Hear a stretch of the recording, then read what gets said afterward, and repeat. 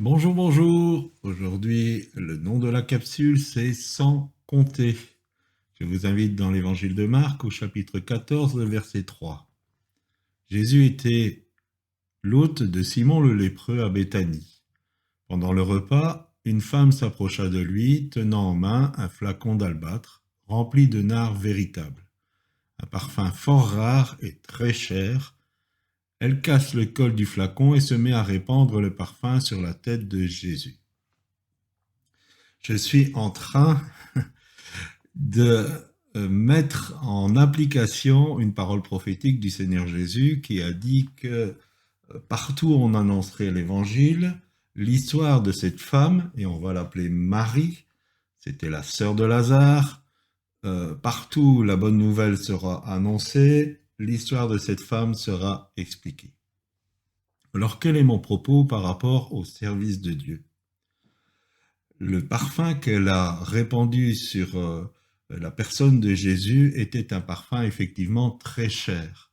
On sait qu'il était estimé à 300 deniers et le denier était le salaire d'un ouvrier agricole journalier.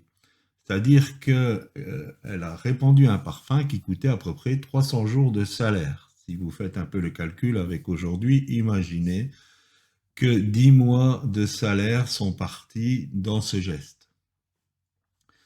Mon propos n'est pas spécialement celui-là, mais en fait, souvent, nous sommes, je dirais, limités parce que nous voulons que la foi produise des résultats.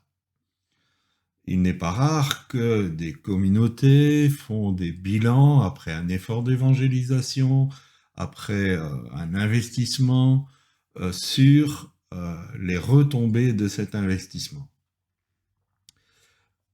J'ai toujours cru que si j'avais été le seul pécheur sur la terre, Jésus aurait quand même traversé l'univers pour venir mourir sur la croix pour moi, parce que nous ne savons pas le prix d'une âme. En fait, comme certains peuvent le dire, la valeur que nous avons est la valeur du sacrifice que Dieu a fait pour nous obtenir.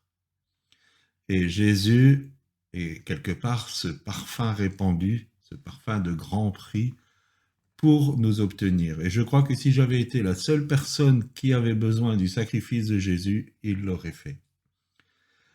Nous avons une optique du résultat de la foi qui n'est pas toujours bonne.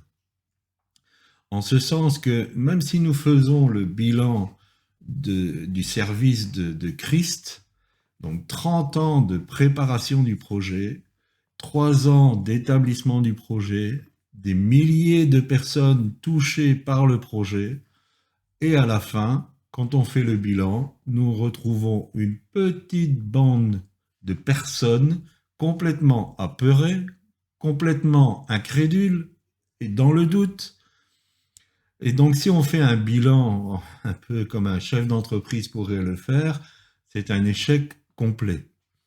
Pourtant, nous savons par l'histoire que cette petite bande de disciples, indisciplinés même, a bouleversé le monde avec le message de l'Évangile et que si aujourd'hui nous-mêmes nous sommes en train de partager l'Évangile, c'est parce que nous avons été au bénéfice du travail de ces hommes. Donc le bilan apparent était désastreux, mais le bilan spirituel était très, très, très bénéfique. En fait, les résultats appartiennent à Dieu. Et quelquefois, quand il nous demande de faire quelque chose, nous avons l'impression que c'est complètement stérile.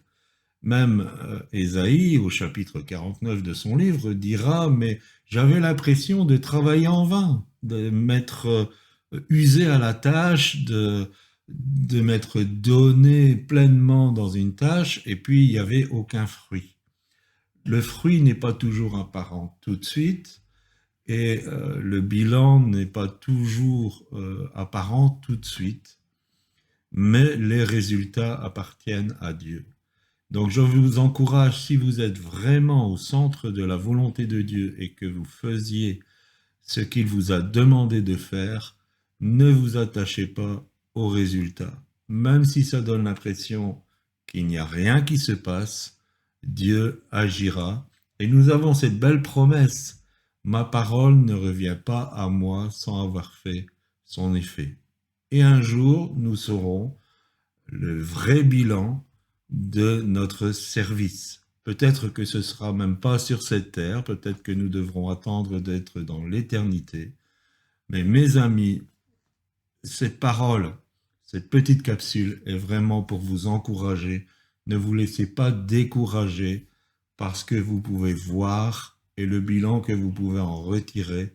Laissez-vous encourager, que Dieu vous utilise et d'une manière ou d'une autre, un jour, il y aura du fruit à ce que vous faites.